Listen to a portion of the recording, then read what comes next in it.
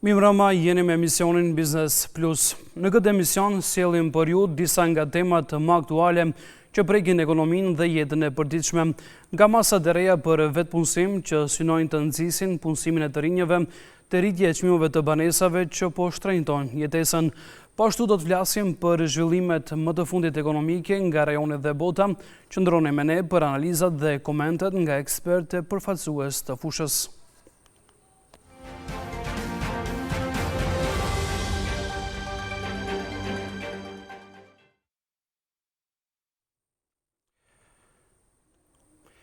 Qeveria e Maqedonisë së Veriut në bashkëpunim me Ministrinë e Ekonomisë ditë më parë ka shpallur një thirrje publike për 2 masa vendpunësimi me një buxhet rekord prej 40 milion euro për vitin 2025. Këto masa synojnë të mbështesin deri në 16.000 të rinj dhe qytetar të papunë për të hapur biznesin e tyre. Aplikimi bëhet në 30 qendrat e punësimit në të gjithë vendin. Afati i fundit për aplikim është 20 qershori këtij muaji. Për më tepër e ndjekim kronikën në vazhdim. 16.000 qytetarë të papunë, kërkues aktiv të punës, përfitues të masave sociale, persona me nevojat veçanta apo dhe të kthyer nga mërgimi, mund të aplikojnë në masën 1.1 dhe 1.2 të planit operativ për vetpunësim, i cili ka për qëllim uljen e papunësisë, por dhe përkrahjen e ideve të personave që nuk kanë mbështetje financiare për të filluar një biznes. Zëdhënësja e qeverisë Venera Azizi thotë se të rinjt duhet përkrahen në idetë e tyre për të pasur një treg më konkurrues në aspektin inovativ, njëkohësisht duke rritur dhe konkurrueshmërinë. Fokusi ynë janë të rinjt që kërkojnë një shans për të ndërtuar të ardhmen e tyre, familjet që synojnë stabilitet ekonomik, ndërmarrësit e rinj që kanë ide për mungesë mbështetje, si dhe personat e papunë dhe përfituesit e ndihmës sociale, të cilët kanë nevojë për një mundësi reale për të përfshirë në tregun e punës. Plani operativ 2025 nuk përfaqëson vetëm shifra. Mbi 16.000 qytetar do të përfshihen drejt për drejt dhe secili prej tyre është një rast konkret, një histori e veçantë që kërkon hapësirë për të zhvillim dhe mbi të gjitha mbështetje të merituar. Ajo që po bëjmë nuk janë masa abstrakte, por veprime të prekshme drejt një tregu pune më të drejtë dhe më gjithëpërfshirës. Ministri i Ekonomisë dhe Punës Besar Durmishi thotë se 2 masat e para parashikojnë ndihmë financiare në vlerë prej 430.500 denar për personat mbi 29 vjeç dhe deri në 29 vjeç në vlerë prej 615.000 denar. Personat me aftësi të kufizuar kanë dhe mundësi për rritje të kuotës së përkrahjes financiare. Në raste specifike për punësimin e personave me aftësi të kufizuara, ofrohet edhe mbështetje shtesë deri në 250.000 denar. Masa e dytë është ndërtuar për të rinjt deri në moshën 29 vjeç, të cilët kanë mundësi të përfitojnë mbështetje deri në 615.000 denar për krijimin e biznesit të tyre. Të dyja masat përfshin gjithashtu trajnime për sipërmarrje, përgatitje të planit të biznesit sipas modelit standard të Agjencisë për Punësim, si dhe mentorim për një periudhë 6 mujore për grupet e synuara, përfshirë personat me aftësi të kufizuar, pjesëtarët e komunitetit rom, gratë në zonat rurale që hapin biznese në bujqësi, si dhe gra nga kategori të cenueshme. Kategoritë që mund të aplikojnë janë personat të papunë të regjistruar në Agjencionin e Punësimit, përfitues të ndihmës minimale të garantuar, persona me aftësi të kufizuara, persona të rikthyer nga jashtë, gra, viktimat e dhunës në bazë gjinore dhe në familje, si dhe qytetarë që dëshirojnë të formalizojnë veprimtarinë e tyre të mëparshme. Objektivi ynë është i qartë, të mbështesim sa më shumë qytetarë që kanë ide, zanat apo vullnet për të ndërtuar diçka të tyre në mënyrë të qëndrueshme dhe ligjore. Këto masa nuk janë thjesht ndihma financiare, por janë investim i drejt për drejt në potencialin e qytetarëve dhe në zhvillimin ekonomik të vendit. Është e rëndësishme të theksohet se përjashtohen nga kjo thirrje disa veprimtari të caktuara, si një pjesë e veprimtarive bujqësore, shërbime i taksive, lojrat e fatit, veprimtari të sigurimit dhe ndërmjetësimit të punësimit. Megjithatë, për personat me aftësi të kufizuar dhe gra nga zonat rurale parashikohen përjashtime specifike në përputhje me rregullore. Aplikimi për këto masa operative për vetpunësim mund të bëhet në 30 qendrat e punësimit në nivel nacional deri më 20 qershor 2025.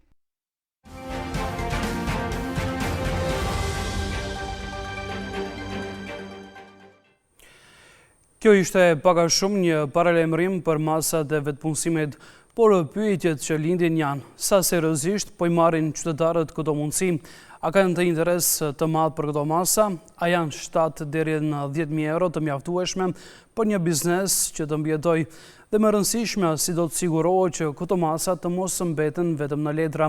Përgjigjet i sjell drejtori i Entit për Punësim, Selatin Beluli.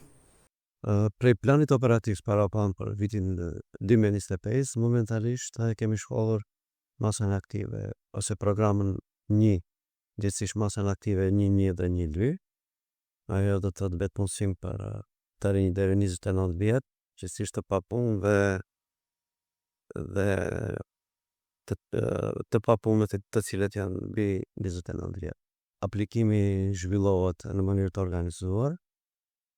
Jehona e personave të papunë për pjesëmarrjen në këtë masë aktive është e madhe.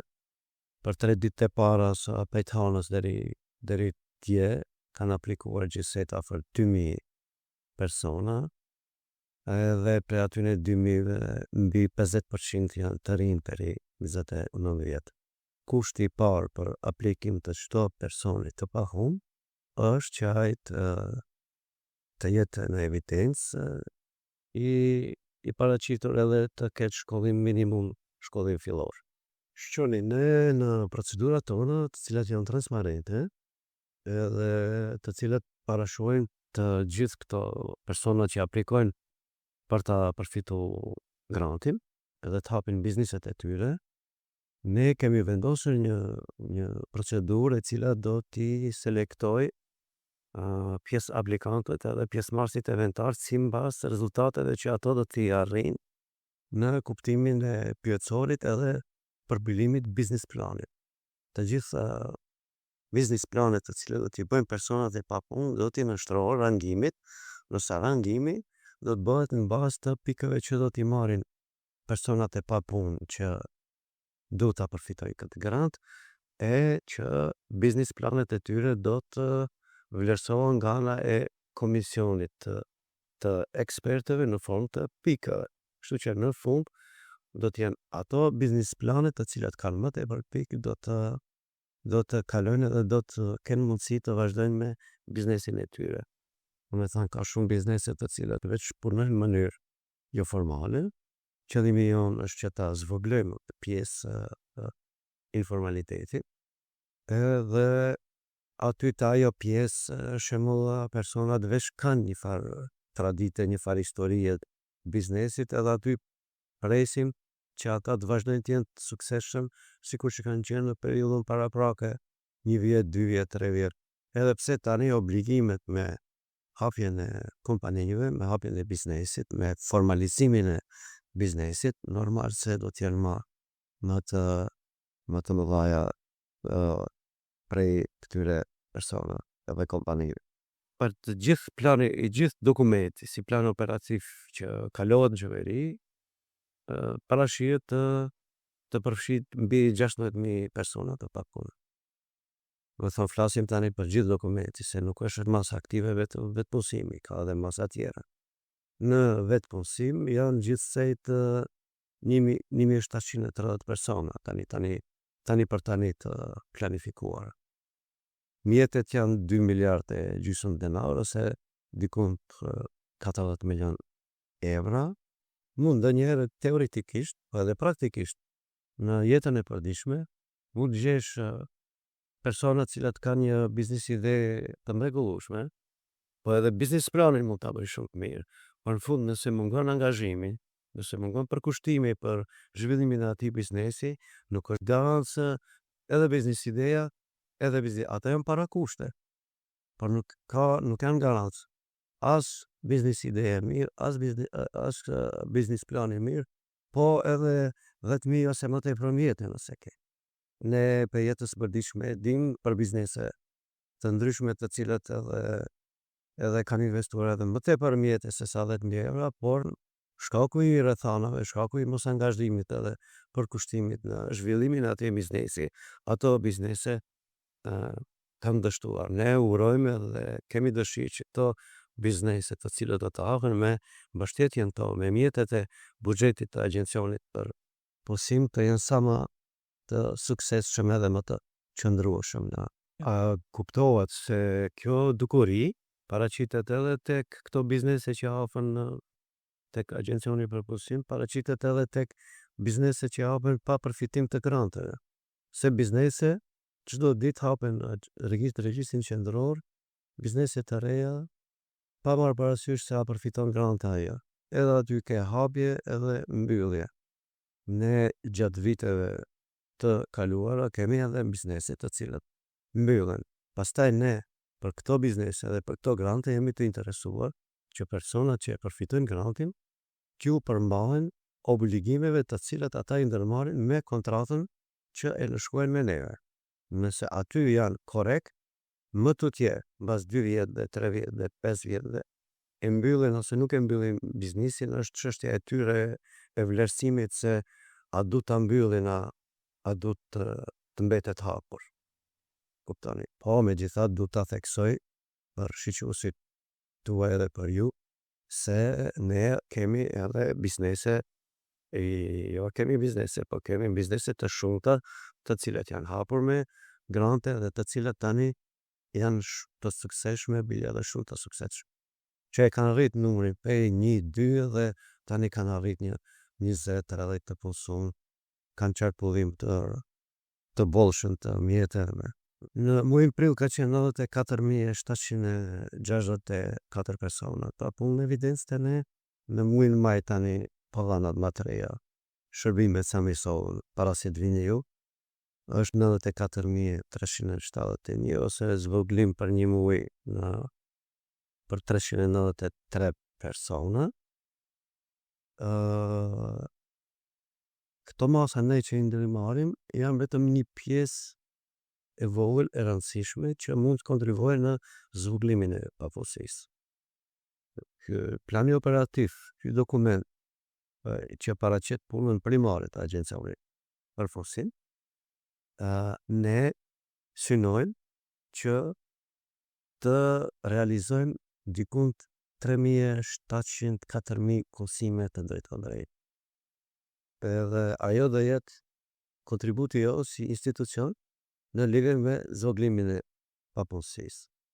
Po kjo është minimumi që dhe e bëjmë ne, sepse në qoftë se i kemi marrim parasysh trajnimet të cilat do të bëhen me personat e papunë, përmirësimi kapaciteteve të tyre, përmirësimi shkatësive edhe aftësive të tyre për të inkuadruar në tregun e punës, ne mendojmë se në mënyrë indirekte me ato trajnime do të kontribuojmë që ky numër të zvoglohet. Kuptohet pastaj zhvoglimi më i madh varet edhe prej rrjedhave ekonomike, prej zhvillimit ekonomik, prej investimeve shëndetësore. Pjesëmarrja e personave në moshën 29 vjeçare është 16.786 persona, gjithsesi 17.7% të numrit të përgjithshëm total.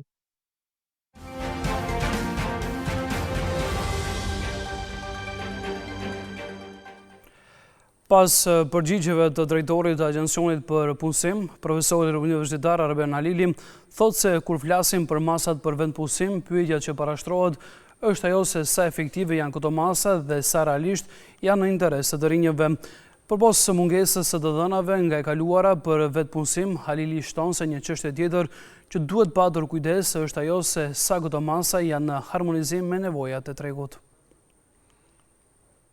Realisht, plani operativ është pjesë e përgjithshme e buxhetit të shtetit dhe sigurisht që çdo shtet, çdo institucion duhet të ketë një plan operativ, por ama definitivisht që duhet të ketë edhe masa për të parë efikasitetin e atij plani operativ. Gjykoj që zgjedhja aktuale, respektivisht thirrjet e fundit të cilat janë bërë përmes masave operative për punësim të rive, dyshoj që do të japin rezultatin e vet për vetë faktin që nuk është hera parë që paraqiten këta masa nga ana agjencionit për punësim, po edhe të institucioneve tjera, edhe të Ministrisë së Bujqësisë, Agjencionit për Mbështetje Financiare për Bujqësi dhe Zhvillim Rural, ku mbështet fermerët e ri, për dallim prej agjencionit për punësim, ku të rinj deri në moshën 29 vjeç mund të aplikojnë për njërin prej masave dhe të tjerët mbi 29 vjeç. tek Agjencioni për Mbështetje Financiare në bujqësi të rinj në sektorin agrar, llogaritën deri në moshën 40 vjeçare. Megjithatë, mungesa e informacioneve adekuate se sa kanë qenë efikase këta masa në të kaluarën na bën të dyshojmë që edhe efikasiteti i këtyre masave mund të lë shumë për të dëshiruar. Ka disa vite që buxhet po ndahet në vazhdimsi për masa për vetpunësim. Ka patur ndoshta një numër të konsiderueshëm të rinjve të cilët kanë aplikuar për këta masa, megjithatë nga ajo që kam parë deri më tani jepen informacione për shumën financiare që do jepet për çdo aplikues, por ama fatkeqësisht kjo shumë financiare nuk është e shoqëruar edhe me pjesën tjetër që gjykoj të jetë shumë e rëndësishme e që ka të bëjë me mbështetjen ex post kushtimisht në pas ekzekutimit të planit, që janë trajnime të ndryshme për sipërmarrësi, gjetja e tregut për të gjithë ata sipërmarrës të rinj të cilët duhet të futen në tregun e punës, dhe megjithatë ka edhe një kusht tjetër themelor që shumë pak po ofrohet si informacion në publike, që është 2+1, që i bie të rinj të cilët do hapin biznesin përmes këtyre masave janë të detyruar që 2 vitet e ardhshme detyrimisht të mbanë biznesin të gjallë, dhe plus edhe një vit tjetër, do të thënë realisht në total janë 3 vite që biznesi nuk guxon të shuhet. Në të kundërtën sigurisht që ka penalitete të ndryshme. Ajo që ndoshta është si lehtësim është që njëjti person që ka hap biznesin ndoshta mund të mos vazhdoj për x arsye të jetë pronar ose i punësuar në atë biznes, por ama detyrimisht do duhet të zëvendësohet me dikën që ka profilin e ngjashëm. Dhe kjo realisht e bën një lloj pengese shfrytëzimin e këtyre masave, dhe normalisht që të njëjtat paraprakisht duhet të ju sqarohen të rinjve të cilët janë të interesuar për të aplikuar për këta masa. Për të matur efikasitetin e kësaj mase, sigurisht që do duhej paraprakisht të kishim informacione, respektivisht të ishin bërë matje ose analiza të efikasitetit të masave paraprake. Zyrtarisht unë nuk kam një raport të cilin e kam konsultuar për këtë gjë, po bazuar në fakte dhe kontaktet që kemi me njerëz që kanë qenë shfrytëzues të këtyre masave, realisht ndoshta vetëm 2-3 biznese unë njoh që kanë qenë shfrytëzues të masave për vetpunësimin e të rinjve dhe që vazhdojnë edhe sot tek kësaj dite të jenë në treg kushtimisht tanë. Kështu që kjo është një hije e zezë themi mbi shfrytëzimin e këtyre masave të këtyre fondeve në aspektin financiar, dhe normalisht që në një situatë të tillë nuk mund të presim të ketë një efikasitet të theksuar të këtyre masave për një arsye shumë të thjeshtë. Mjetet financiare si tërësi që jepen nga ana e shtetit rezulton që nuk mbulojnë as pagën mesatare, po as pagën minimale të atij vetpunësuarit brenda një viti. Dhe nga ana tjetër, këta mjete financiare nuk mund të shfrytëzohen për pagë, po do të shfrytëzohen për furnizime të ndryshme, për makineri, për hapësira, për gjëra të tjera, pra për gjithçka përveç pagës. Dhe nga ana tjetër është pikërisht paga, respektivisht kontributet që këta të rinj të vetpunësuar duhet të jakten shtetit brenda një viti. Atëherë bie që nuk ka kurfar masa lehtësuese që të paktën përderisa janë të rinj të vetpunësuar dhe shfrytëzojnë këta mjete financiare nga ana e shtetit dhe e kushtozon që 2 vite respektivisht 3 vite të mbajë të gjallë biznesin, atëherë për këta 2 vite besoj që shteti do duhet të çlironte nga pagesa e tatimeve dhe kontributeve në tërësi këta të rinj të vetpunësuar, me atë që të jenë në gjendje të paktën të nxjerrin pagën e tyre si të punësuar. Kështu që mungesa e informacioneve, dhe unë besoj që institucionet shtetërore, përfshirë këtu Agjencioni për Punësim, ndjekin në mënyrë të vazhdueshme dhe kanë informacionet e domosdoshme për të parë se sa nga aplikuesit dhe përfituesit e viteve të kaluara vazhdojnë e ngelen edhe më tej në treg, por vetë fakti që ata të dhëna nuk bëhen publike, sigurisht që ka diçka që nuk shkon me këta masa. Këtu është ai bashllloku ose ai mos koordinimi themi ndërmjet regjistruesve aktiv ose kërkues aktiv për punë që janë entim për punësim dhe masave të cilët duhet të aplikohen ose të implementohen. Realisht ka një trajnim, një javor ose 2 javor, nuk jam shumë i sigurt, dhe të gjithë atyre aplikuesve dhe që kalojnë fazën e parë për të futur në fazën finale të aplikimit ose të mbështetjes nga ana e shtetit. Por ama çfarë është ai lloj trajnimi që për 1 javë ose 2 javë të aftëson ti të jesh një menaxher i suksesshëm i një biznesi të ri, pa kurfar informacione themelore, pa mos patur as tregun pa mos njohur tregun, pa mos njohur konkurrencën, pa mos njohur pjesën legjislative të detyrimet ndaj shtetit, pagesa tatimeve, kontributeve e licencave të ndryshme të cilat mund të sigurohen e kështu me radhë. Kështu që besoj që në vazhdimsi shteti dhe Agjencioni për Punësim në veçanti duhet të organizoj dhe në një farë forme dhe të detyroj këta të regjistruar si kërkues aktiv për punë të ndjekin hapat e ndryshëm të trajnimeve me tekst të veçantë, ndërkohë të bëj identifikimin atyre njerëzve potencial që do aplikoni për këta masa, që të përgatiten 3 muaj, 5 muaj, 1 vit para.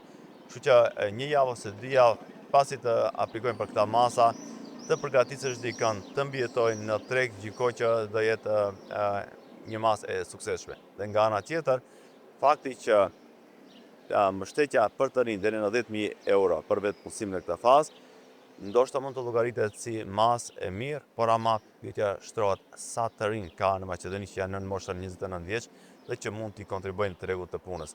Sa nga këta të ri realisht do vazhdojnë edhe në të ardhmen të jenë në Maqedoni, kur ndoshta shumica dhe pjesa dërmuese 60, 70, 80% me siguri që do demoralizohen e mbase do mbyllin biznesin në vitin e parë. Dhe kjo do bëjë që edhe në vazhdimsi të kemi një largim gjithnjë në rritje të rinjve nga vendi.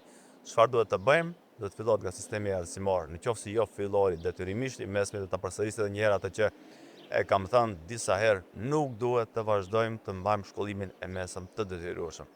Duhet që shumica e këtyre të rinjve potencial me që ndjekin shkollimin e mesëm të detyrueshëm, ti lejohet ekonomisë së tregut, ti lejohet kompanive që ata të fusen pak më herët në zanat, në pjesë praktike, në punësim, sepse fundit sot edhe shumë kompani ka që marrin të rinj për pjesë praktike, por nuk i mban vetëm si praktikant, po mbuluar shpenzimet. Kështu që le të përgatisim afarist me praktik dhe jo vetëm me teori.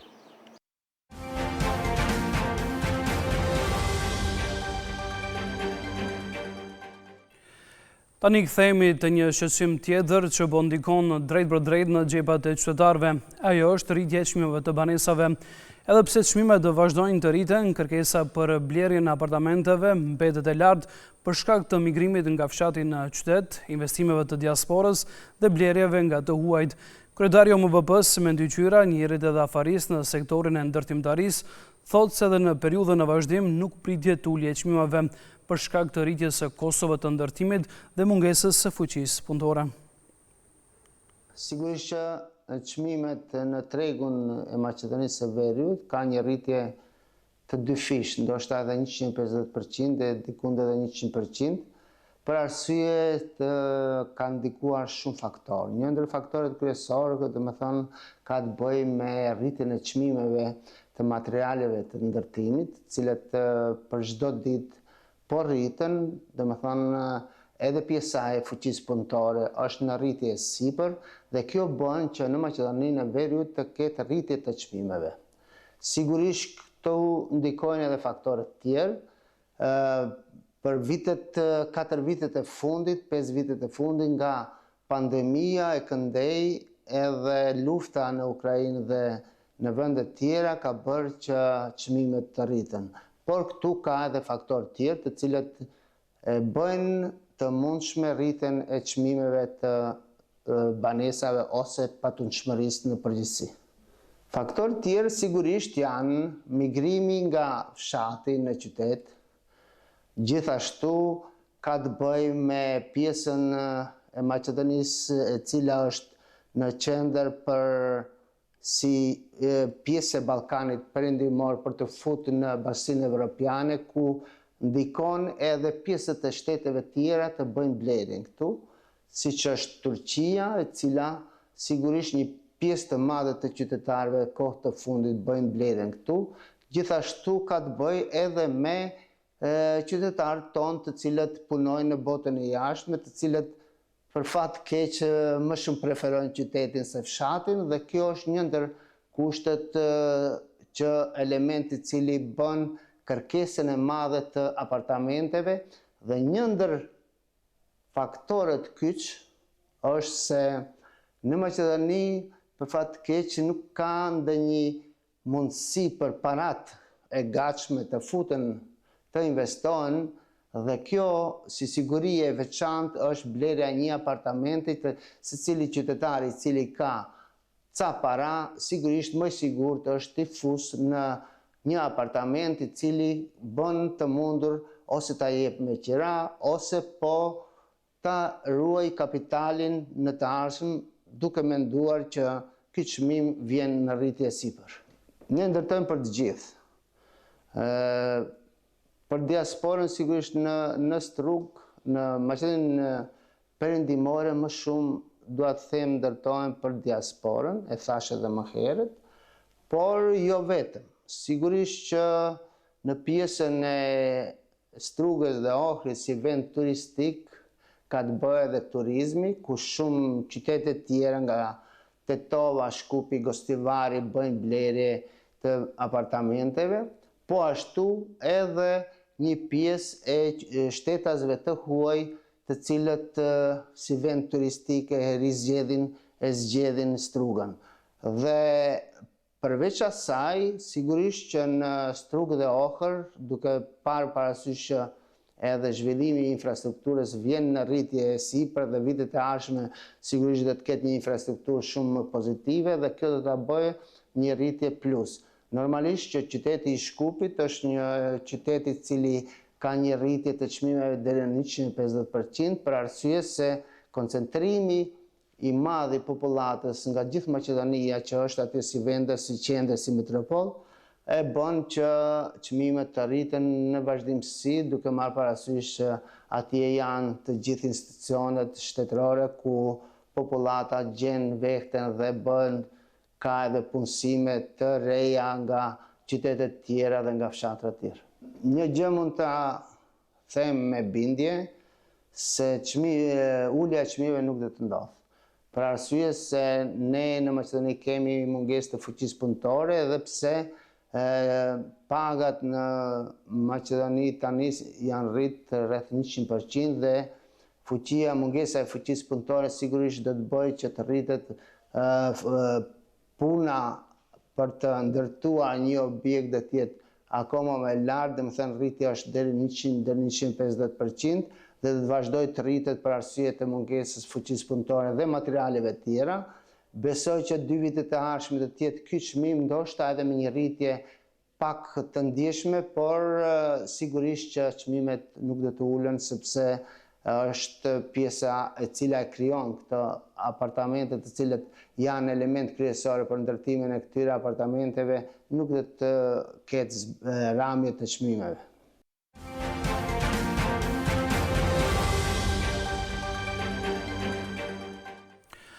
Në fund, kemi veçuar edhe disa lajme të tjera ekonomike nga rajonet dhe bota. Qeveria e Malit të Zi po planifikon të miratoj orarin e punës me shtator me synim për mirësimin e cilësisë së jetës dhe efikasitetit, por punëdhënësit janë skeptik. Në Gjermani, mungesa e fuqisë punëtore e kualifikuar po frenon rritjen ekonomike. Ekonomistët kërkojnë qasje më të madhe për punëtor të huaj dhe mobilizim të grave të moshuarve. Ndërkaq që kompanitë amerikane në Kinë nuk tremben nga tarifat dhe nuk planifikojnë largim masiv, edhe pse disa po shqyrtojnë zhvendosje të pjesshme të prodhimit. Është afër miratimit të një zgjidhje që do të sillte orarin shtatorësh të punës dhe modeli që po shqyrtohet pritet të kënaqë si punëdhënësit, ashtu dhe sindikatat, njoftoi kryeministri i Malit të Zi Milojko Spajić. Ky fundi deklaroi se pas shqyrtimeve të gjëra është gjetur një model me të cilën do të ishin të kënaqura si sindikatat ashtu edhe punëdhënësit. Ai njoftoi se javën e ardhshme do të mbahen konsultime të gjëra me partnerët social ku do të kristalizohet versioni përfundimtar i kësaj reforme. Qëllimi sipas Spajićit është që përmes këtyre konsultimeve të gjëra të realizohet një nga reformat më të mëdha në fushën e punës në Malë të Zi, me synimin për të përmirësuar cilësinë e jetës së qytetarëve dhe për të ofruar më shumë kohë për familjen, por edhe një punë më efikase dhe produktive. Nga ana tjetër, Unioni i Punëdhënësve të Malit të Zi shprehet se nuk ekzistojnë kushtet për të kaluar në një orar pune prej shtatorësh, ndërkohë Unioni i Sindikatave të Lira thotë se kuptojnë kundërshtimin e biznesit, por besojnë se Mali i Zi duhet të nisë në këtë drejtim. Kryeministri Spaj, që është pjesë e politikës së lartë malazeze që në vitin 2020 në qeverinë e mëparshme ai ka qenë ministri i financave dhe hartoi projektin Evropa tani, i cili rriti pagat minimale në maltezi nga 222 në 450 euro. Ulrike Malmendier, antare e ekipit të ekonomistëve që këshillojnë qeverinë gjermane, paralajmëron se mungesa e punëtorëve të kualifikuar është aktualisht pengesa më e madhe për rritjen ekonomike. Por ajo thot se ky është një problem që ka mundur të zgjidhet dekada më parë, tani gjendja po përkeqësohet çdo ditë më shumë. Në fund të qershorit do të publikohet një plan i ri ekonomik i koalicionit qeveritar. Malmendier beson se shumë gjëra në draft janë të mira, por një pikë kyçe është anashkaluar.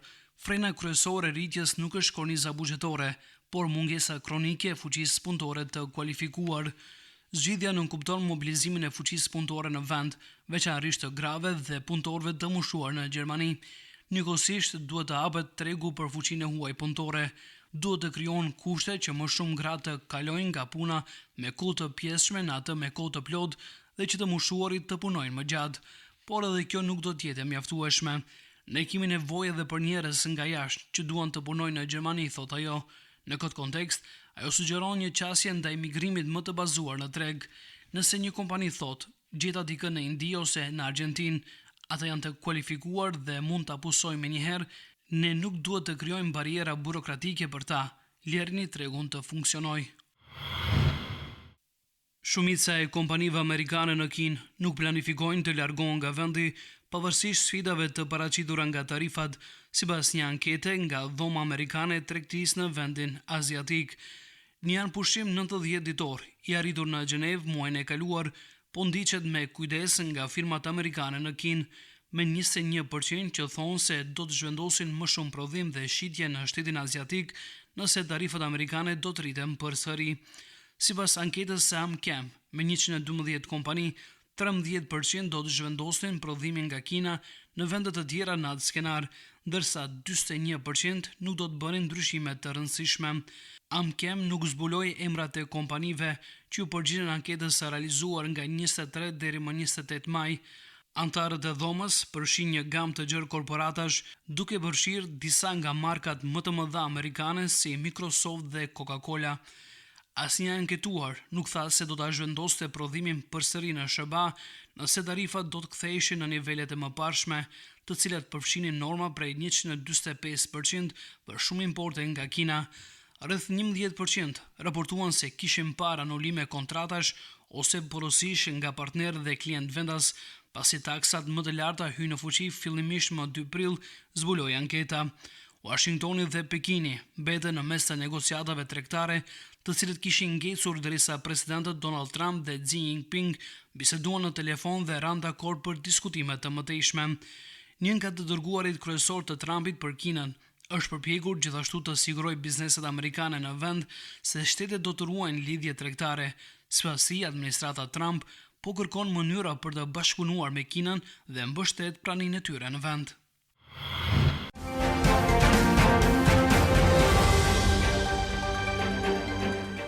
Shikues të nderuar, këtu e mbyllim këtë emision i fundit për këtë sezon. Faleminderit që na ndoqët me vëmendje. Shihemi sërish në sezonën e ardhshëm me të ftuar të rinj, tema dhe analiza të reja. Natën e mirë.